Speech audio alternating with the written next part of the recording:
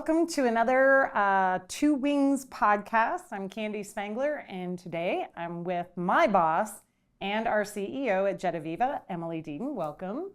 Thank you. Thank you for having me. Of course. It's kind of fun to have you in town here in Denver, and I just figured this would be a great opportunity for you to meet Emily because I actually, as you know, love my job. And the reason I love my job is honestly, it starts from the top down, in my opinion. So I thought it'd be a lot of fun to talk to Emily, maybe get a little background on her and explore how she got her start in aviation. And then we'll kind of get into some other fun things about jetAVIVA. So Emily, how did you get started in aviation? Because it was not like intentional, I don't think. No, it wasn't planned. I don't have a background in aviation, and it happened purely by chance. The reason I'm in aviation is because Embraer Executive Jets decided to open their assembly facility in Melbourne, Florida, and that is where I'm from. I grew up on the Space Coast of Florida. And up until that point, I've always worked in sales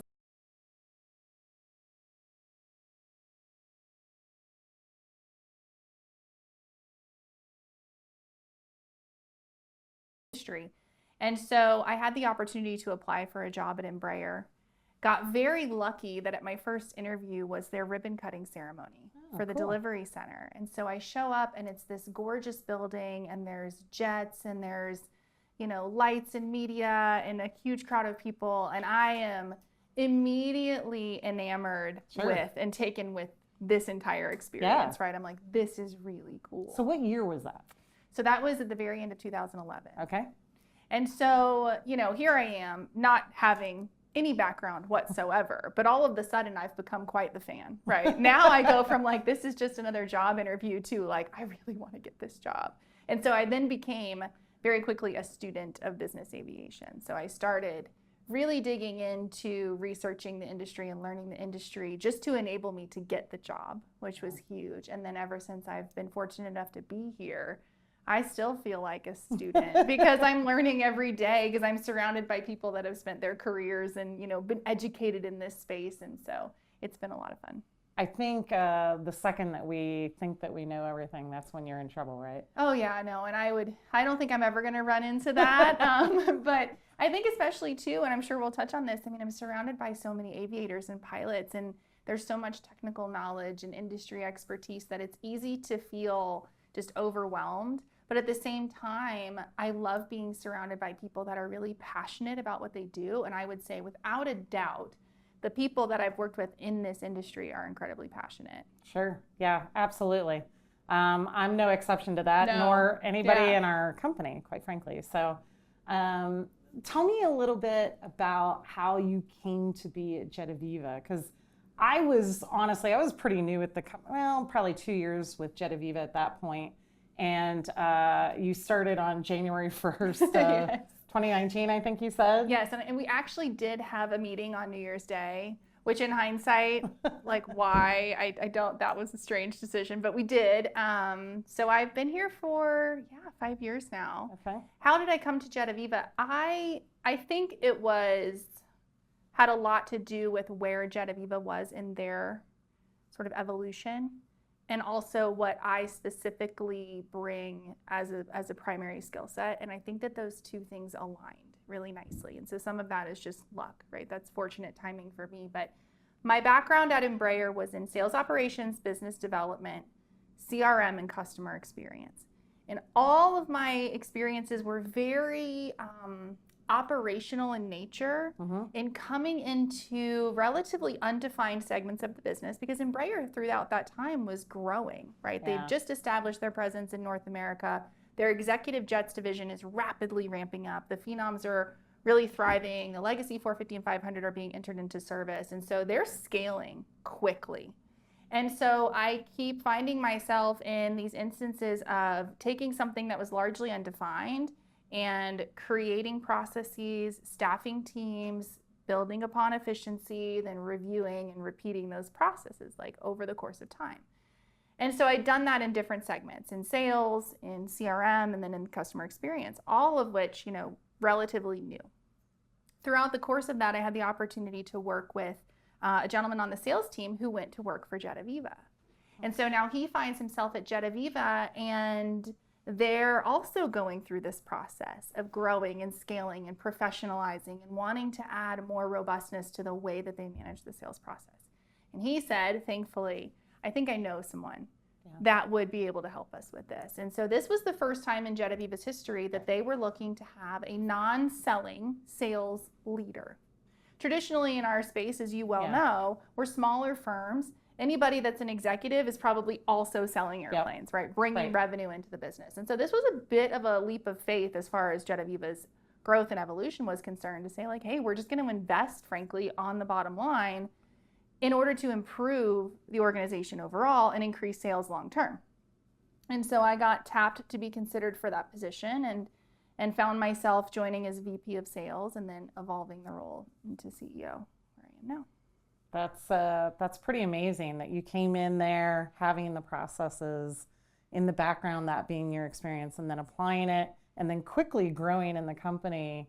And you actually had one intermediate step. I did. So I came in as VP of sales, and I did that for a year. Right.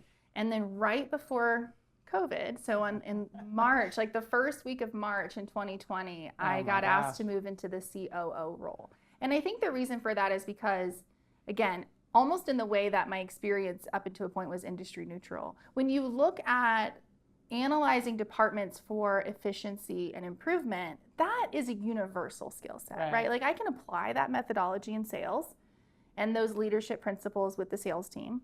I can also apply them in contracts and marketing and CRM and finance and all of those things. And so I was finding myself organically bleeding into doing this kind of across the board. And so the move into COO was really more of a formalization of, you're going to do this anyway because you can't seem to stay in your lane, apparently. So we'll give you the title to match it. And that was really fun and again, kind of a turning point for me in my career to say like, okay, like think in a different perspective and thinking more as a business leader and not being so narrowly focused on sales and marketing, and how do those sales and marketing principles interact with other departments within the organization and things like that. So I did that for 2 years. Yeah. And then the CEO role, which in 2022. Is pretty amazing. First of all, you're pretty young. Yes. And hopefully I can still say that. You were 40 under 40 when you were under 40. Yep. Which, for those keeping track at home, I am 40 now. So I'm no longer under 40, but that's an NVAA accolade that they give out. Our coworker Jade Hofelt just got it, and she's got in. She's also 40. Yeah, and I'm well into my 40s, so I'm never going to qualify for this award. So unless I suddenly figure out how to reverse time, but you are kind of a rarity in our industry, being a woman in a leadership role, overseeing a company, especially with the success that we've had as an organization, being the number one typically as in number of sales brokerage firm in the world, which is kind of a huge accolade. And I'm sure it does not fall short on you, the fact that you are in a leadership role as a woman in the business aviation space. Yeah, I mean, I think especially in the pre-owned aircraft sales world, it's incredibly rare, right? So I think when you look more broadly at our industry, thankfully we are seeing more women advancing into senior leadership roles. But I do feel a certain amount of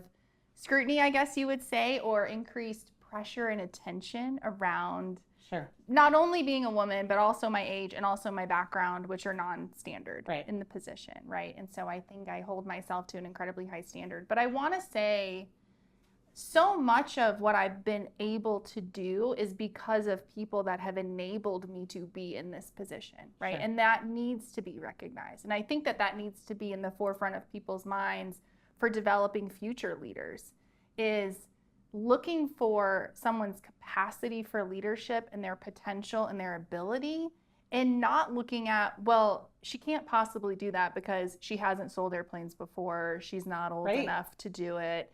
You know, she doesn't check the standard boxes. It would be easy to say that Easy too. to do that, and I would completely understand it. Yeah. Right. So the fact that I've been given this opportunity, I'm incredibly grateful for that, because I recognize how unique it is for people to have stepped out of their comfort zone and said, no, we're going to give you this opportunity. Yeah. Because yes, you've earned it, but also because we recognize your potential to do more than what you've done to date.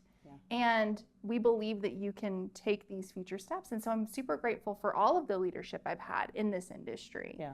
And especially for Cyrus for giving me this opportunity as well. And so it's been great. It's a lot of fun. I will say it resonates the most with me when I find myself at like an aviation event or conference or something, and you're chatting it up, and I get this question all the time, like, oh, so like, what do you do for jetAVIVA? Or like, what territory do you cover? Right. Or like, you know, how long have you worked in marketing? And I have to like delicately handle the somehow question. say, well, actually, I'm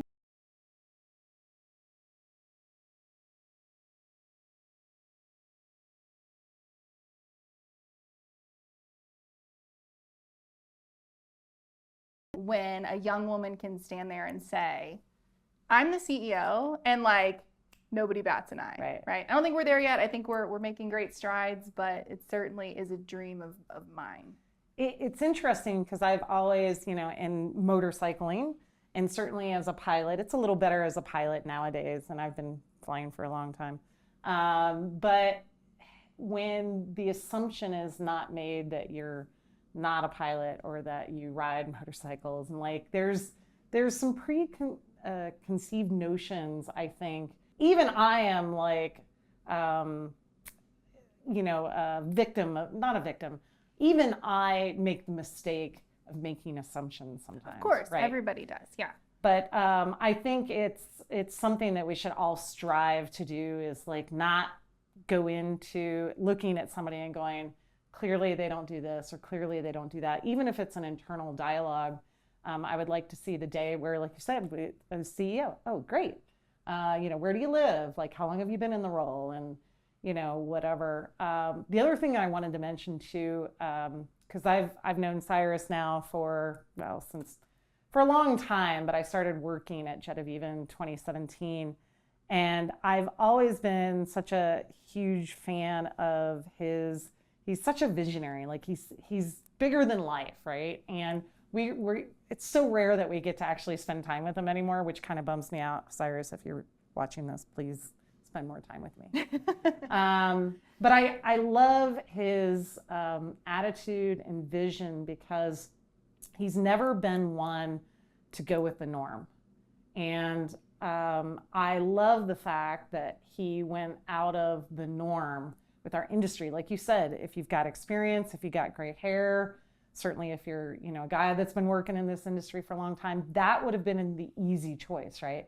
But that's not what he's after. He's after some new perspective, a new way of doing things, and being really innovative in our approach. And I think you've done exactly that. And I'll get into some examples that you've tasked me with and challenged me to help me kind of grow outside of my own comfort zone. Absolutely. I think that culture is somewhat pervasive here, and I think it does begin with Cyrus, right? And I think it begins going back to the fact that this company was started by two very young individuals who were, you know, rattling the industry just by entering into it in the way that they did. Like, right? Yeah. Absolutely. And so I think that is central to who we are and the way that we approach not only the industry, but problem solving and how we approach the market. And so you can feel that. And so, yeah, in some ways, bringing me in, if you know that story, you know that background, it makes total sense. Yeah. But if you're still on the outside looking in and you're going like, I'm sorry, what did you do before this? Like, I mean, no. And it's been a lot of fun to live that out and prove that out, and continue to work with people and get to know people and get more involved in the industry, get more involved in the pre-owned side of the industry, and really just continue to establish who we are as jetAVIVA and why it may look different on the surface, but there's actually a tremendous amount of power in that. And that's why we've been, I think, so successful. And I think you've really risen to the occasion. I'm at this point in my career that I need to really love who I'm working for. Otherwise, I'm just not going to stick around. Like I'll Which go find something else. Kandi does say on a regular basis. So she's like, look, if ever you just stop making, I'm out. So, So you've really risen to the occasion. I love the fresh perspective. I love your guidance. And you've really challenged me over the last several years, because there was the time that I remember you and I chatted on the phone, and you're giving us all pretty lofty goals each year. And at some point I was just like, I hope that I can keep my job, but I don't want to work any harder. And you keep like raising the bar. And I was just like, I hope she takes this okay. I'm being very honest. And I ended up, I think at the end of that year, doing pretty well. But I remember you giving out awards at the January meeting, and you're just like, well, this person like said, I'm not going to work harder. Good luck. And you were like, all right, we're going to figure this out. I still need to get X amount of output from you. How are we going to do that without, we're going to have you work smarter, not harder. And I was just like, wow, I didn't even think that, right? No, absolutely. I think, and I think this resonates across our entire team, that if you want to have successful and high-performing salespeople, you can't just continue to ask them to, increase their results by just working harder, doing more, working longer hours. Like, it's not feasible, it's not practical, it's not realistic. People have lives, right? I'm sensitive to that across the board. And so, but at the same time, I believe that we should, as an organization, be able to crack that code. Yes, you should be able to make more money. You've been doing this for a long time. You have more relationships. You've become more successful over time. But let's approach it differently. Yeah. Right? Let's do the same job. Let's do it more efficiently. Let's take a new approach, and let's, we both are happy, right? Yeah. You're happy because you have the work-life balance that you want. And I'm happy because we have the results that we need as an organization to be successful. But I did enjoy the conversation. I had to chuckle, and I was like, so this is your number. And you're like, well, that's great, but I'm not going to work that hard. So good luck. So kudos to you for not being like, oh, we're going to have to get rid of this one. She's not going to work any harder. But it really challenged me. And I think, honestly, it kind of fired me up, because then I realized, oh, I don't need to throw work at this. Yeah. Like, I need to think outside of the box differently. So you and I now have very meaningful conversations, which I love your role and what you've brought to the company, because now I'm coming to you as like somebody that can really help me grow and do things differently and problem solve together.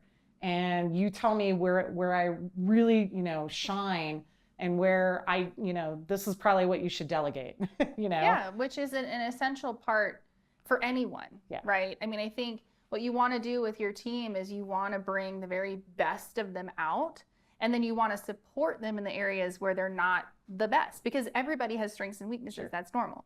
And so having an open dialogue around that, and recognizing everybody on my team as individuals, and knowing what they uniquely bring to the table and how to leverage that both to their individual success and the company's, is a huge part of what I do.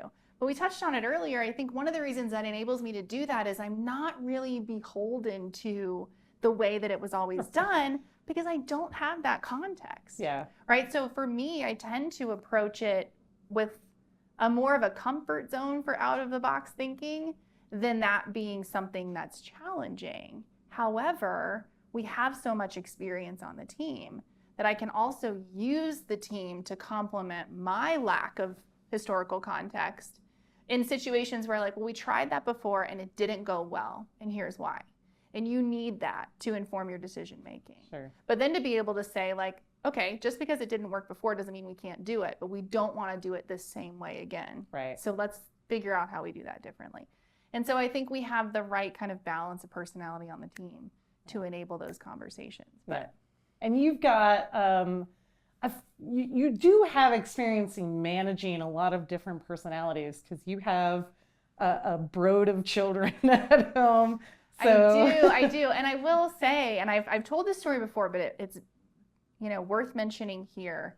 I think the reason I got the job ultimately at the end of all of the interviewing and everything, and I'd grown up in this industry with, I was always hesitant to talk about my personal life. And especially I think as a young person and a young mother and trying to have good work-life balance, I didn't want to give the perception that I was very conflicted, right? I've got a lot going on at home, so I'm not giving you enough of my full-time attention here. And I think that, shame on me because I don't coach that today at all, but that was the mindset that I had then. But I'm in the interview process, and Cyrus very directly said, so I hear you have a lot of kids. Now, again, HR professionals everywhere. This is not a large company. Like, he was asking the question. I was a little taken aback, and I was like, well, yeah, I do. And so I have 7 children, for the audience at home. And the people in this room that are shocked, yes, I have 7 children. It's a blended family. Yeah. So my husband has 5 children, I have 2, and their ages, because everyone's always curious. Our oldest right now is 21, our youngest is 11. So there's a 10-year run.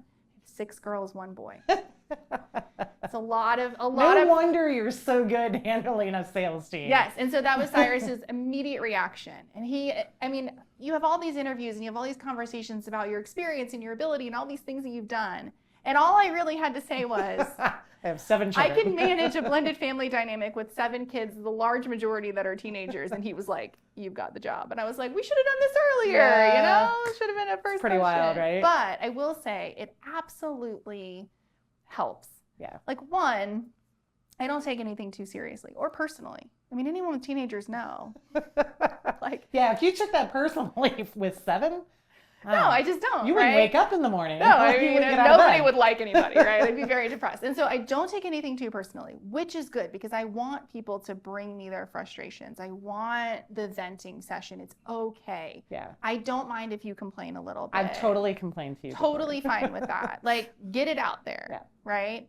But I'm also very sensitive to the diplomacy that is required in getting people with different priorities to work together. And that's a huge part of what I do. Because I love salespeople. We should have a whole podcast. I don't know. I feel like that was just I love salespeople, but. Nope, I love salespeople. I do. I love salespeople. They also have a different way of approaching the situation that's singular to their objectives, which makes sense. Yeah. So does everyone else in the organization. Someone has to mediate, right? And so in many ways, that's my job, right? Mender of fences, builder of bridges, So, and a lot of that comes from my experience at home. Yeah, for sure. I have no doubt that that's helped because I know that, we're going to have some issues, but if we can work through those issues, and then at the end of the day, hug it out like brother and sister or sister and sister, then that's a win. So I want to touch on one last thing while I have you here today, and that is about the dynamic that we have in jetAVIVA, this rare instance where we have roughly half of us are females, and we're in this brokerage industry, and let alone it's rare to have a woman CEO of the brokerage firm, but it's also rare to have a woman aircraft salesperson. Mm-hmm. It's growing in popularity. We're seeing more of it, which is good.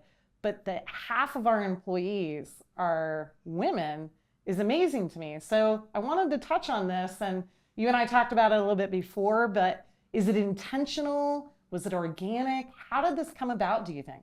Yeah, I think, yes, I completely agree. It's unique. And I would say one of the things that I love so much about not only that we have a team that's 50% women, but they're in all different facets of the organization. Right. This is huge, right? I still struggle with the we have women in our team, or we have a woman on the leadership team, and I'm like, let me guess, she's the HR manager. And right, you don't want to stereotype, but kudos to her, but let's think outside the box, people. And so to show up here where we have very experienced and successful sales professionals that are women on our team is huge, right? To have our CFO is also a woman, right? Our vice president of contracts is also a woman. And to have really strong, robust women in our support organization, which are representing the future of this company, right? So I'm very, very proud of that. I absolutely can't take all the credit because you were here before I got here, right? So I would say, I think all of it to some degree is organic. Okay. I do. I think at the same time, though, once you build a concentration of women in an organization, you have a tendency to attract other strong, high-performing women into that organization, Sure. right? So I think we've created a little bit of a center of mass that is expanding. But what I think is also really unique, and we've talked about this before, is that having women on our team doesn't just help us recruit women, it actually helps us recruit men as well. We've had multiple men come into the organization and say, I saw a podcast with Kandi and Jade that they did, and I was so impressed by the culture and how professional they were and talking about jetAVIVA that I wanted to reach out and apply. We've hired people from that. We've had high-performing senior sales professionals that we wanted to recruit into the organization that have said, look, I was given the opportunity to go to multiple firms, right? Like they could have taken their pick of the industry, but I like what you're doing here. Yeah. And I like your approach. And I have a tremendous amount of respect for the fact that you do have women in leadership. And frankly, you're leading the company in a way that I want to be a part of. And that to me is really more impactful than just like, yeah, we're women that hire women. Like, no, we are an incredibly culturally strong organization that happens to have a lot of women. Yeah. But that we're building something where people just want. Doesn't matter. I think it's because us women in the organization have the most fun. I think we have such a fun organization when we get together during our team meetings each year. I can't imagine anybody has more fun than we do. I will certainly say, so at jetAVIVA, when we have a team meeting, we stay in houses together, which I think is a huge part of why we're so like a family, right? And so we have the guys' house, we have the girls' house. And the girls' house is definitely more trouble and more fun, I think, than the guys' house. Yeah. So I would agree with you on that. Yeah, sure. we get into trouble every once in a while. Sometimes we get a finger shaking. We've broken into a house, one of the houses, to get pizza at 2 a.m. in the morning. I was in that house. Yeah, you were upstairs though. I think Kathy probably locks her windows now. So when she says break in, she was visiting a house. It was in one of the two houses. I don't want to start a rumor that you're like, breaking and entering into strangers' homes. It was 2 a.m. We might have had a drink and we were hungry. Mm-hmm. And there was leftover pizza in that house. Yeah. And we really wanted it. I heard this commotion and I have never ignored something more in my life. My ability to tune this kind of stuff out. Now, this is a skill learned from my children. I was going to say, that is a parenting skill. You were not getting me out of that bed. There was nothing. You are on your own. That is so funny. So we do have, I think, the most fun in the organization. It's the reason that I enjoy my job. I like the people that I work with. I like the leadership in our company. I like the future that it holds. So I appreciate all the support that you give me and kind of pushing me beyond my own comfort zone, which I tell people to do all the time, but it doesn't apply to me, except it does. But I want to thank you for being here today and being with me on the Two Wings podcast. And of course, thanks to jetAVIVA, because I have a lot of support from you and the company on putting these podcasts together. But that is it for this episode, and we'll see you next time.